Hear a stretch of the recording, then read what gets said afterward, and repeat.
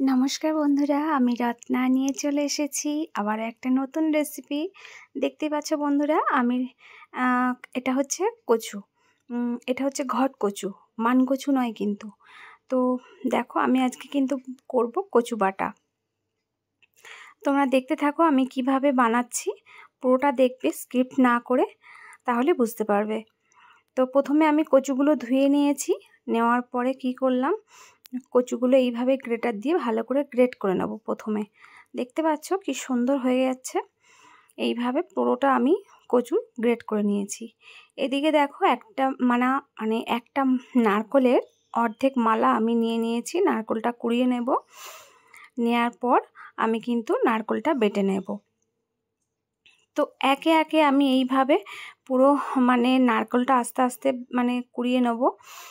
তো তোমরা দেখতে থাকো বন্ধুরা। এই দেখো, এইভাবে সুন্দর করে কুড়িয়ে নেব।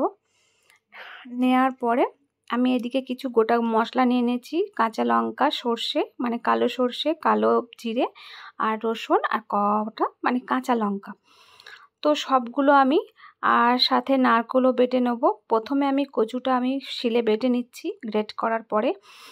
তো কচুটা বাটা তো মেনলি রেসিপিটা হচ্ছে এইখানেই। তো গ্রেট করে নেওয়ার পরেই হচ্ছে আমি কচুটা ভালো করে বেটে নেব।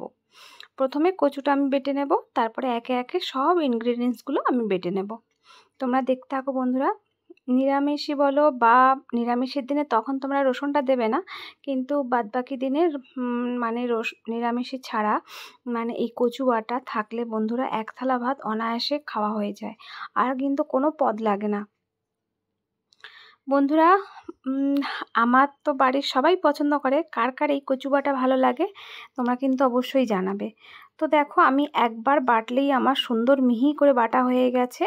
এই দেখো, এবার আমি মশলাটা বাটবো আর সঙ্গে নারকলটা। এই দেখো, নারকলটা আমি প্রথমে বেটে নিচ্ছি। নারকলটার সঙ্গে আমি সুন্দর করে একটু চেপে বাটলে না বন্ধুরা, একবার বাটলেই হয়ে যায়, মিহি হয়ে যায় সুন্দর করে। তো একটু চেপে বাটবেন, যারা কচু বাটা রান্না করেন বা খেতে ভালোবাসেন, তো একটু ভালো করে চেপে বাটলে সুন্দর হয়ে যায়। তো এই দেখো, আমার কচু নারকেল বাটা রেডি। এবার আমি গোটা মশলাগুলো, এখানে কিন্তু বন্ধুরা একটা জিনিস খেয়াল রাখতে হবে, এক ফোঁটাও কিন্তু জল ব্যবহার করা যাবে না। তো এই মশলাগুলো যখন আপনারা বাটবেন, তো দরকার পড়লে একটু নারকেল বাটা নিয়ে সঙ্গে নিয়ে বাটবেন, তাহলে কিন্তু জলের কাজ হয়ে যায়, আর আলাদা করে জল লাগে না। এখানে কিন্তু জল দিলে একদম গন্ডগোল হয়ে যাবে। তো দেখো, আমার এদিকে সর্ষে বাটা যেটা মশলাটা ওটা হয়ে গেছে, নারকেল বাটাও হয়ে গেছে, আর ওইদিকে আমার কচু বাটা রেডি। এবার শুধু মেশানোর পালা। দেখো, মশলাটা দিয়ে দিয়েছি, নারকেলটা দিয়ে দিয়েছি। এবার বন্ধুরা নুন দেব পরিমাণ মতো, যতটা লাগবে। আর সর্ষের তেল, মেন ইনগ্রিডিয়েন্টস হচ্ছে সর্ষের তেল, একটু বেশি করেই লাগবে বন্ধুরা। তো এখানে কিপটেমি করলে চলবে না একদম। তো সর্ষের তেল যতটাই দেবেন সেইভাবে স্বাদ হবে, তবে কিন্তু একদম মা গঙ্গার জল করে দেবেন না, তাহলে কিন্তু গন্ডগোল।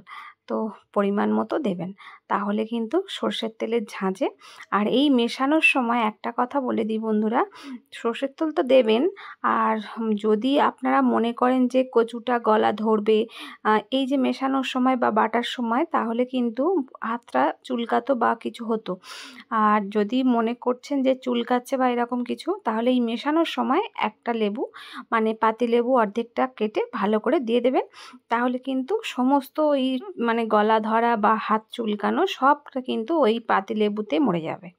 ব্যাস, দেখতেই পাচ্ছ আমার মাখানো রেডি, কমপ্লিট। দেখছো, আমি উপর থেকে একটু তেল ছড়িয়ে দিয়েছি কাঁচা লঙ্কা দিয়ে। এবার আমি খেতে বসে যাব, আর কিন্তু রক্ষে নেই। এবারে কিন্তু এর লোভটা কিন্তু সামলানো যায় না বন্ধুরা। তো দেখো, আমি কিন্তু আজকে বানিয়েছি ইন্দুবালা হোটেলের স্টাইলে যে কচু বাটা ফেমাস। তো সেই ফেমাস কচু বাটা একই স্টাইলে আমি বানিয়েছি। এই একইভাবে কিন্তু ইন্দুবালা হোটেলে কিন্তু কচু বাটা হয়। তো তোমরা বন্ধুরা একবার হলেও এই কচু বাটা খেয়ে দেখবে, এইভাবে এই জিনিসগুলো দিয়ে কচু বাটাটা করে খেয়ে দেখো। তো তোমরা দেখো, আমি কিন্তু আর থাকতে পারলাম না, ভাত নিয়ে বসে পড়েছি। কচু বাটা দিয়ে আরও রান্না হয়েছে, কিন্তু কচু বাটাটা নিয়ে বসেছি আমি প্রথমে। তো বাড়ির সবাইয়ের কাছ থেকে খুব প্রশংসা পেয়েছি। আপনারাও খান, করে দেখবেন, কেমন লাগে অবশ্যই জানাবেন। তাহলে সবাই ভালো থাকবেন, সুস্থ থাকবেন। আজকের মতো টাটা।